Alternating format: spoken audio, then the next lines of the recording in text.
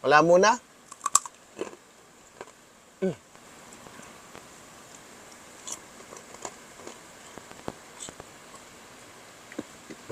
Oh, puro taba pa men, pero mamaya na yan. Dito mo.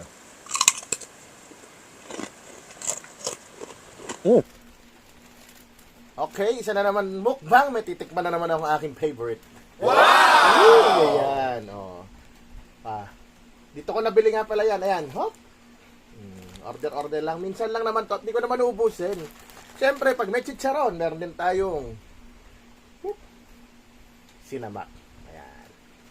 Titikman natin to magkasama, mamen. Mapapamukbang tayo.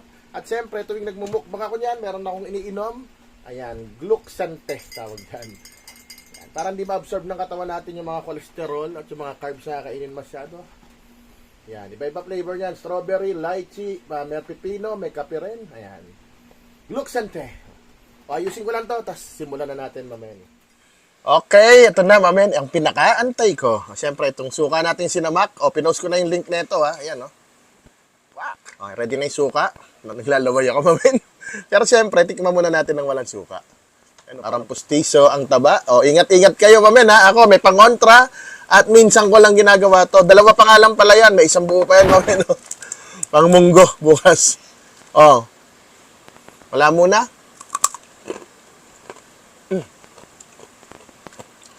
Grabe, mamen.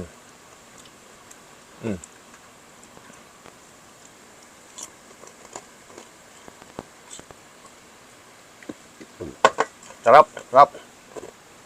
Kuha tayong kanin. Pag ganito, mamen, hindi ko matiis na walang kanin eh. Oh, puro taba, mamen, pero mamaya na yan. Dito muna ako sa balat.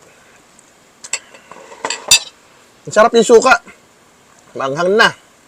Pwede mo palagyan ng pepino, ng sibuyas. Bahala ka na, mamen. Pero okay na.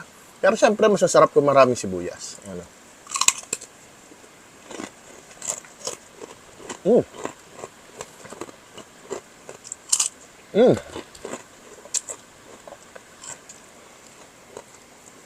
Sarap.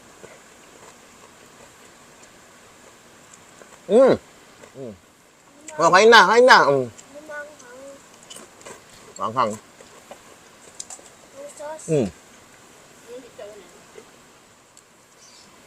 May taba yan, anak.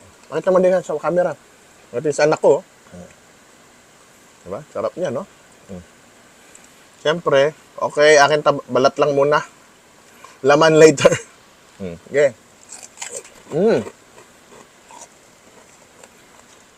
Ayun, mami, no? Oh. Ayoko pa dito. Sa'yo na lang to. Oh. Dito lang ako sa onting laman.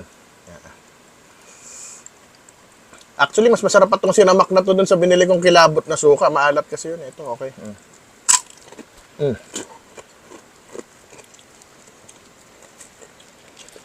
Sarap. Sarap. Masarap ba? Sarap na.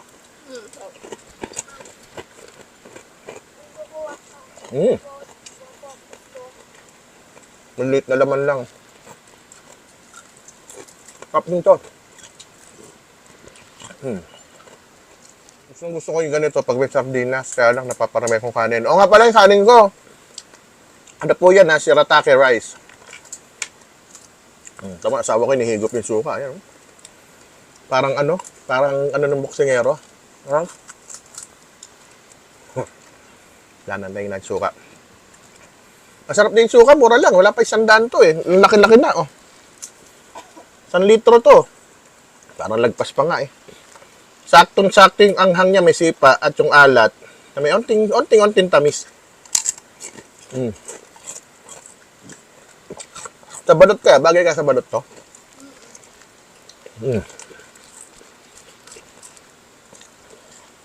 Kain na nga rin pala kayo dyan, ha? Actually, ito pala, kahit walang sukan, sarap na.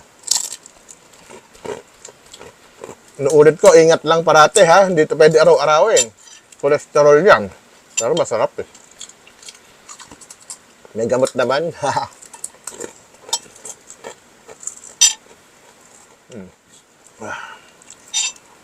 Last na may laman. Maliit na lang talaga.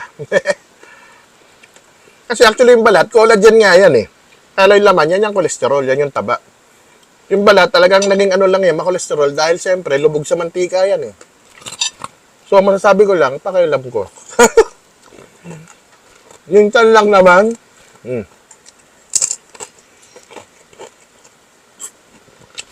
sarap.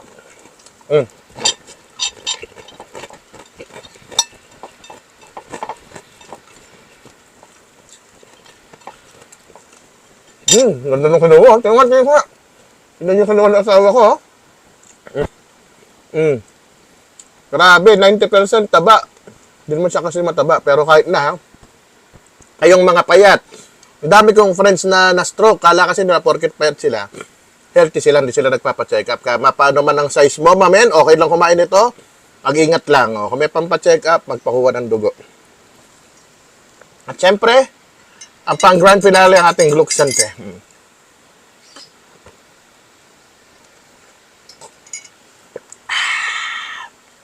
Rapsa!